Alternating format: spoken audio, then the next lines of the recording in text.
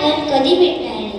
अरे एकच जन्म काय हजार जन्म घेतले तरी, अरे एकच जन्म काय हजार जन्म घेतले तरी बाबासाहेबांचे उपकार कधी फिटणार नाही, कधी फिटणार नाही. असे भारतरत्न डॉक्टर बाबासाहेब आंबेडकर यांच्या जयंतीच्या मी सर्व बहुजन व समस्त श्रोतांना शुभेच्छा देते. भीमाचं नाव घेतलं की छाती अभिमानाने फुलते, भीमाचं नाव घेतलं की छाती अभिमानाने फुलते. त्यांच्या प्रेरणेतून एक नवीन दिशा मिळते. ज्यांनी अंधारातून प्रकाशाकडे वाट दाखवली, ज्यांनी अंधारातून प्रकाशाकडे वाट दाखवली, त्या भीमरावांचं नाव मना सदैव घोळते, मना सदैव घोळते.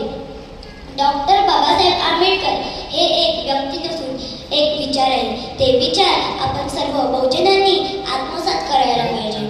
बाबासाहेबांना डोक्यावर न घेता डोक्यात घुसवणे खूप महत्त्वाचे आहे. बाबासाहेबांनी न वाचल्यामुळं अशोक खरात सारखे बंधू बाबा निर्माण होतात.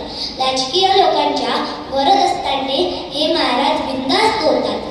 अरे तंत्रमंत्राने मुलबाळ होत असतील तर 400 वर्षापूर्वी संत तुकाराम महाराज बनून जातात.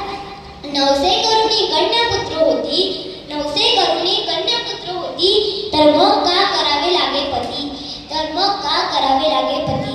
तरी आपल्या बहुजन समाजातील बाया जाते तिथे लोटांगण घालायला. राजकीय लोक आपली राजकीय गोडी भाजण्यासाठी नवनवीन महाराजांना आमंत्रित करतात. आता तर असं वाटते महाराष्ट्रातले महाराज कमी पडले की काय. यूपी बिहारमधून आयात केले जाते एक लोटा जल सारे समजतात आहाल, आणि त्याचीच पोरगी 8व्या वर्गात नापास.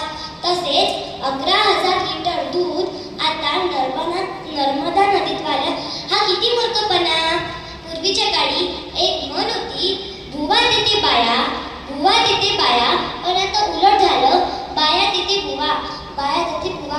हे बाबासाहेबांनी पाहिल्यावर त्यांना काय वाटत असेल. ज्या घरात विद्युत नाही, बाबासाहेबांनी विद्युत पोलाखाली बसून अभ्यास केला, ते बाबासाहेब आंबेडकर शिक्षणासाठी कोलंबिया विद्यापीठात गेले. आजही त्या अमेरिकेतील तुम्ही त्या प्रवेशद्वारावर जा, तिथे लिहिले आहे, शतकातील सर्वोत्तम विद्यार्थी डॉक्टर बाबासाहेब आंबेडकर. डॉक्टर बाबासाहेब आंबेडकर त्यांचे विचार आपण समाजात रुजवत चला. पण आपण सर्व अंधभक्त असल्याने हे शक्ती वाया जाऊ देऊ नका. मूर्ख माणसाला शहाणपणा शिकवणे म्हणजे गाढवाला अत्तर लावण्यासारखे आहे. यात आपला वेळ आणि अत्तर दोन्ही वाया जाईल. आपली ऊर्जा आणि वेळ हेच आपले इंधन आहे. हे राखेसारख्या नकारात्मक लोकांवर उधळू नका. शेवटी एक